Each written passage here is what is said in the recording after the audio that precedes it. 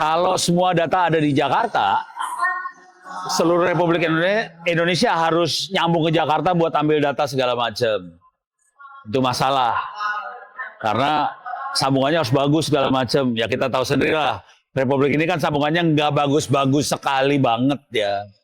Konsekuensinya kita nggak bisa mengandalkan hanya central cloud tadi atau cloud yang di Jakarta itu ya. Kita harus pasang semacam cloud kecil-kecil di banyak tempat.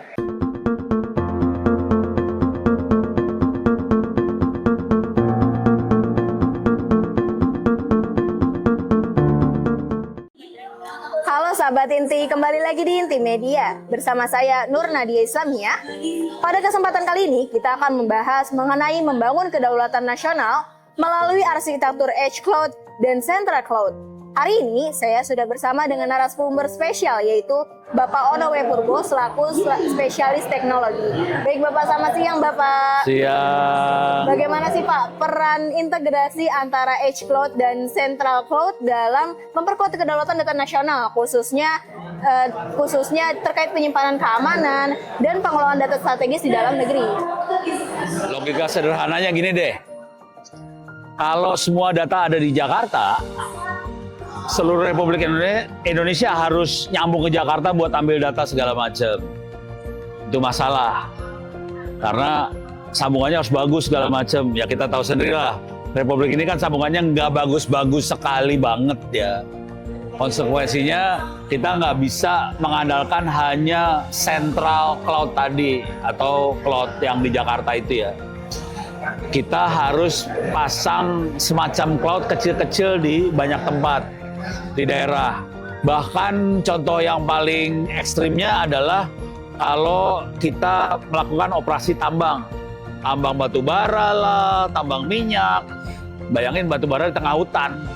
Kalau harus cari sambungan ke Jakarta kan puyeng kepala. Tambang minyak parah lagi tuh. Jadi si servernya ini yang ada di sekitar kita ini itu ditaruhnya di tengah hutan. Nah itu namanya Edge Cloud. Jadi supaya kita nggak tergantung persis ke pusat aja, kita biasanya bikin di daerah-daerah kayak gini.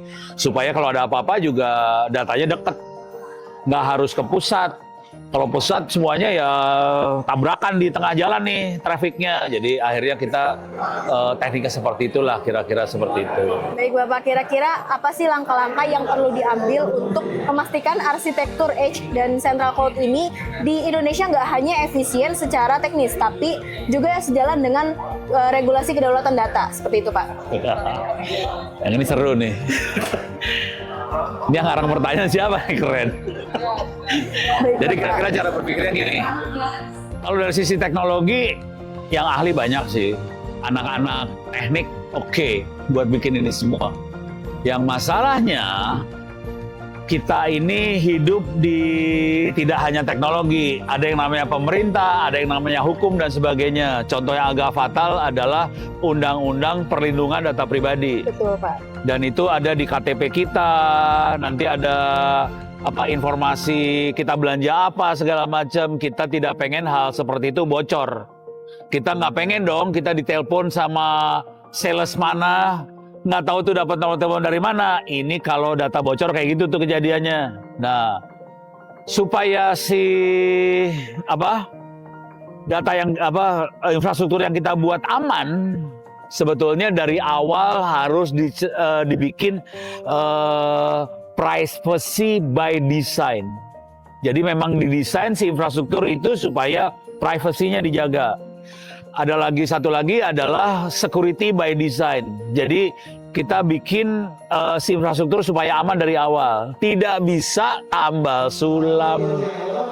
Jadi misalnya gini, kita udah bikin nih, ada server lah, ada wifi lah, ada segala macam. Tahu-tahu ada maling masuk nih lewat jendela.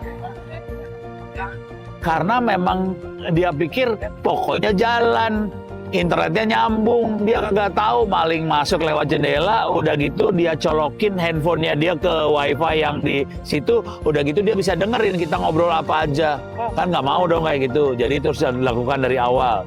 Jadi dalam proses planningnya harus dilakukan itu semua sih, gitu. Baik, Bapak. Planning, udah gitu implementasi, udah gitu itu plan, do implementasi, cek, kita harus monitoring apa yang bocor segala macam. Kalau ada apa-apa kita harus act tuh, kalau ada kejadian kita harus bereaksi supaya kita bisa melindungi data kita segala macam. Tapi harus dari awal tuh didesain sih. Tentunya dengan adanya tadi implementasi ya Pak ya, lalu planning dan action, sejauh mana sih kira-kira kolaborasi antara pemerintah, penyedia layanan cloud, dan industri digital yang dibutuhkan untuk membangun ekosistem hybrid cloud yang berdaulat, aman, dan mendukung pertumbuhan data center atau ekonomi digital nasional? Ini ngomong jujur dulu, oke. Peraturannya baru mau ditandatangan awal tahun depan. Jadi kondisinya udah ada beberapa peraturan sih sebetulnya ya. Ada undang-undang transaksi elektronik, itu udah lama. Yang paling baru tahun 2024 itu undang-undang perlindungan data pribadi. Perlindungan data pribadi, Pak. Itu bagaimana data pribadi kita aman ya. Itu baru undang-undangnya. Cuman untuk operasiin undang-undang ini butuh peraturan pemerintah. Peraturan pemerintahnya baru akan ditandatangan awal 2026 ini. Konsekuensinya ini banyak yang nggak tahu sih sebetulnya. Jadi banyak pelaku industri bahkan kampus juga kadang-kadang nggak tahu bahwa itu akan terjadi. Kalau itu terjadi, kalau ada terjadi pelanggaran, dendanya 50 miliar. Itu yang masih sederhana 250 miliar. Penjaranya 5 tahun. Yang agak fatalnya pemerintah bisa sampai tambahan denda lagi 2,5% dari pemasukan. Yang lebih fatal lagi, operasi perusahaan bisa dibekukan. Perusahaannya nggak bisa beroperasi lagi, nggak bisa cari duit. Tapi mereka nggak banyak yang tahu nih. Ini sekalian ngasih tahu aja bahwa ini akan fatal banget. Konsekuensi dari sini, si industri, pelaku industri, kampus harus mulai bekerja sama. Pemerintah juga, ini PR-nya pemerintah juga harus ngasih tahu supaya si infrastrukturnya aman. Jangan sampai ada bocor. Karena kalau bocor, kacau, denda 50M. Siapa yang bisa bayar, kan susah, itu 50M gede banget ya. Nah ini harus dijaga. Nah ini jujur kondisi saat ini, posisinya masih kita mensosialisasikan supaya jangan sampai ada yang jadi korban. Ya korban hukum. Nah supaya kita menyiapkan teknologinya supaya kita aman semuanya. Jadi prosesnya hari ini itu perlu dibikin kerjasama, itu perlu banget. Cuman proses hari ini masih awal banget karena peraturan pemerintahnya belum ditandatangan. Baru akan awal 2026. Mereka sih ngomongnya akhir tahun 2025. Cuman saya nggak yakin. Gitu. Tentu pelaksanaannya ada di 2026 ya Pak ya, kalau kemungkinan besar 2020. Kalau sampai ini operasional, kita fatal kalau kita nggak siap. Jadi konten ini tolong kalau bisa disebarluaskan karena ini bakal fatal buat Republik Indonesia kalau kita nggak siap. Baik Bapak. Baik Bapak, mengenai event inti ini kira-kira apa nih pesan-kesan Bapak mengenai event ini? Satu katanya keren, dahsyat.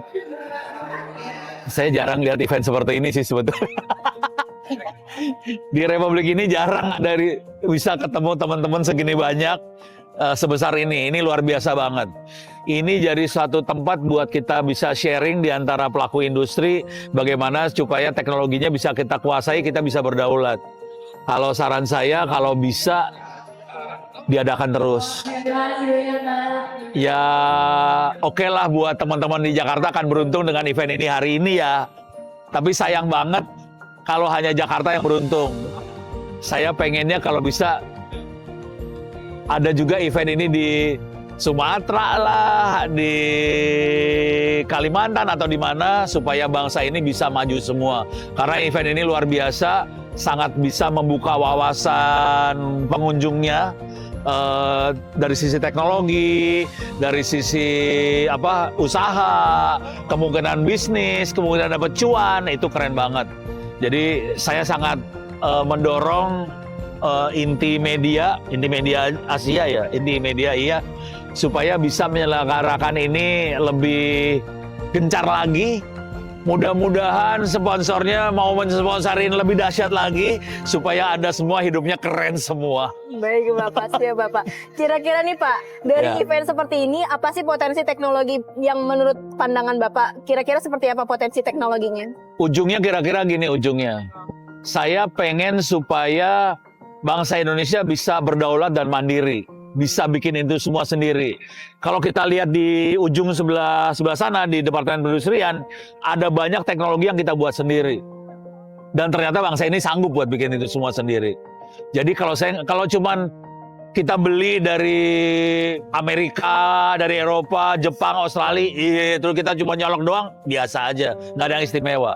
Tapi kalau kita bisa bikin seperti yang terjadi di ujung sebelah sana, itu yang saya harapkan bisa dinaikin lagi, karena itu potensi yang lebih dahsyat.